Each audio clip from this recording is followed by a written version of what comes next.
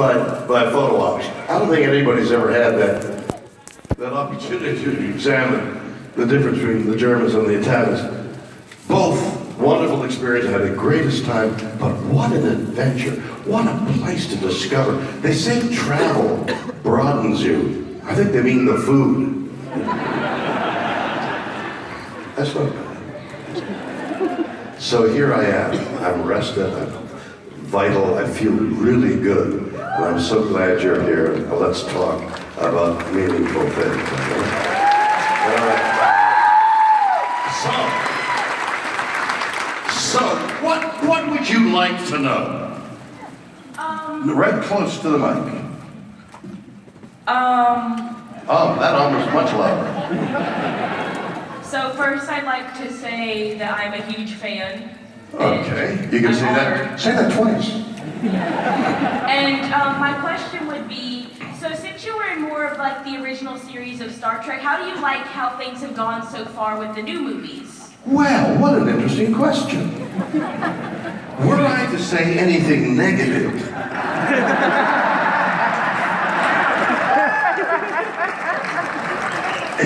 here's what happened. When we made movies, the Star Trek I was in,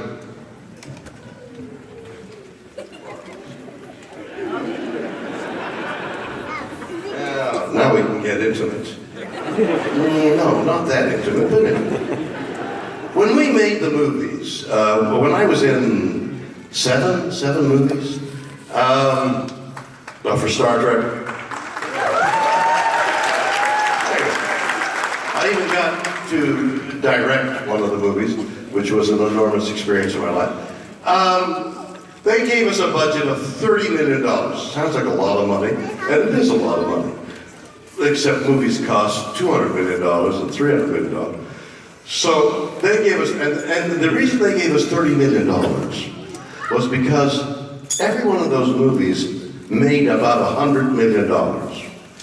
Sounds like a lot of money, except movies make $1 billion now. So, and the budget, the way they established a budget is that figuring out how much money you can make, you spend a third of it on the movie, a third of it making prints and equipment and advertising, and the other third is for something else. And so it's a multiple of 3. So they knew after the first or second movie that we were going to make $100 million. They only gave us 30. And by the time the 6th or 7th movie came about and the budget got a little bit higher, they weren't making a great deal of money. They being the studio, they decided to bring in the new cast and they didn't do so well. So it looked like there was a ceiling of $100 million gross on these movies. Along comes J.J. Abrams. He solved the problem. What's happened in movies today is that where Cecil B. DeMille, years and years ago, would hire 10,000 extras. And all right, we're ready, and 10,000 people would march, and the horses would prance, and the wagons would go, and it was a spectacle. None of that exists anymore. What exists is computer graphics. They have these talented people that draw. I mean, how about those hordes of soldiers that come down from the mountains and ride horses and smash it? None of that is real. Do you know what actors look at when there's like a monster coming at you? They put up a light stand, like maybe 10 feet high, and they put a little cross of white tape, like adhesive tape, up there. And they say, okay, Bill, the monster's going to look like, well, it's got a thrashing tail, and it's going from right to left, and now it looks at you, and it spits flame at you. Okay, ready, action. I'm looking at this piece of white tape. Holy cats, look at that! You don't see anything, because it takes a year for them to draw it and make it look alive. So J.J. Abrams had mastered that whole idea of making a spectacle. And also, computers and the computer magic progressed over the years. When I was doing the series,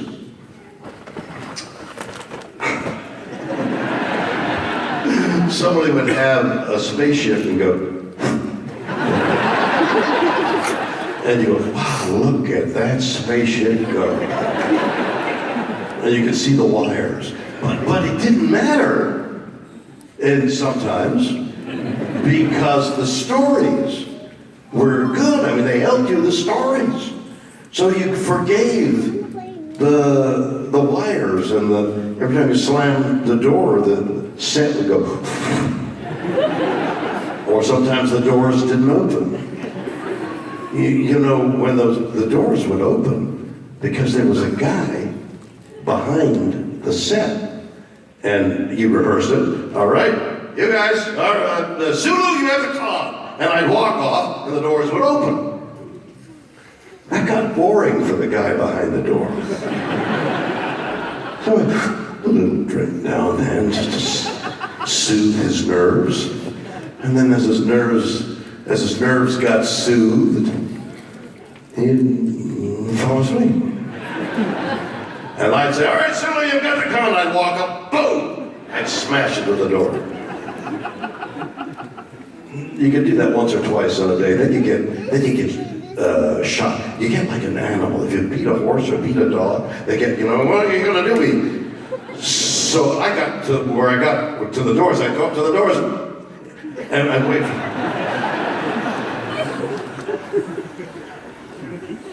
So J.J. Abrams solved all that with technological magic. Stories are good. The actors are wonderful. Actors are wonderful. I want that tweeted out.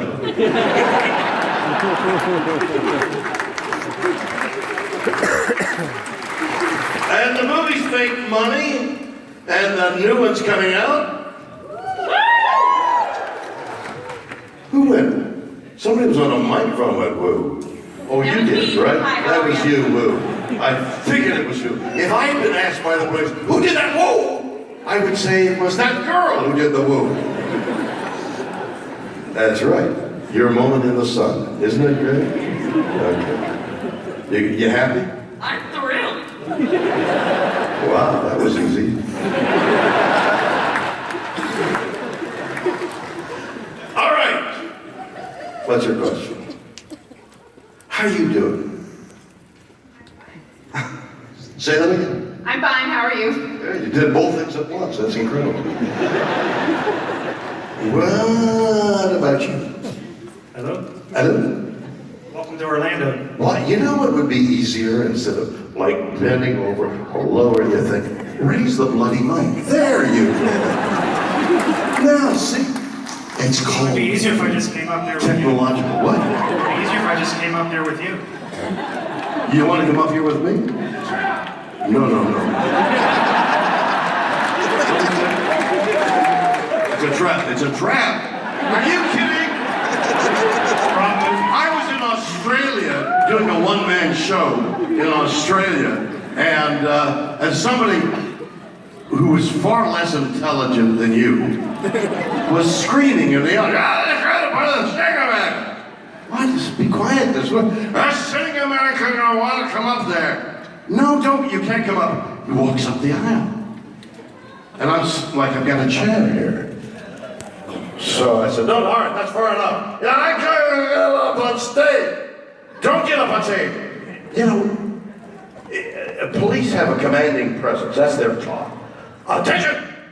You know, and you go, yes, sir. And then they're in command. So I played a captain. You can't come up on stage. Coming up. Oh, Jesus, here he comes. And he gets up on stage. He's 6'6". And I come along, doctor. I said, sit down. I thought if I get him down there, at least I could look him in the eye. He sits down. I got him down there. So I put my thumb right on the, it's like the Spock pinch, but I know the Spock pinch doesn't work, okay? But studied a little bit of karate, And I know there's some pressure points. So I had my hand like friendly on his shoulder, but I had my nail dug into his neck. And there was no security around. And finally he left, but it was frightening, I gotta tell you. So that's why you can't come up on stage. What's your question? Just want to know your secret. You work hard, a lot harder than people half your age. You're constantly working. You've done so much in your career. What's your secret? What's your motivation? Eating.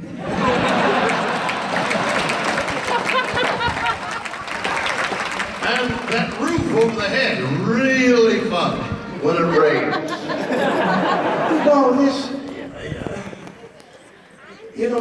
I'm asked that a lot. Why? I'm working, but I'm not working. I mean, I don't get retirement. How sad it must be for a guy to work 50 years in a company. And they say, all right, George, you gotta leave now. Really? Oh, I'm leaving. And we're giving you a watch. Oh, thank you. And he leaves. He's retired from work he never wanted to be in the first place. And he sits on this rocking chair. I'm free, free at last. And then he dies of a heart attack. What if he didn't like, if he wanted to retire at 49 years instead of 50? I don't get it. I think you gotta sacrifice the ability to make money to do something you like. Otherwise you've wasted your life. You know, you've gotta have passion for the things you do. I got grandkids and I'm talking all the time. Passion, you have to have passion. My one-man show that I did on Broadway several years ago when I toured the United States, I appeared in Orlando in it. It's a show about passion. You have to feel about life. You gotta think every moment. I mean, the spaghetti I had at that restaurant was so much better than Ventura Boulevard. Days later, I'm still glorying in the al dente spaghetti that I had. Passion, you gotta have passion. So I'm passionate. I love doing this. I love making you laugh and entertaining you. And out of all this came this one-man show in which for 2 hours I'm alone on stage. And I'm doing this. And I'm making you laugh and cry. And maybe a word from all these years that might have some application. And I'm enjoying it. I'm not crazy about these beds that sag. The more expensive the hotel, the grander the hotel, the softer the bed. And everybody I have talked to who has toured has said the same thing. Doing the show is the least of the work. It's getting to the venue, and then it's dealing with those bloody hotel beds that sag. And they think they're doing you a favor. Soft bed. And you're lumped up there. Meanwhile, you've sat for hours in an airplane, and your spine is crushed anyway. No, give me a Motel 6 bed anytime.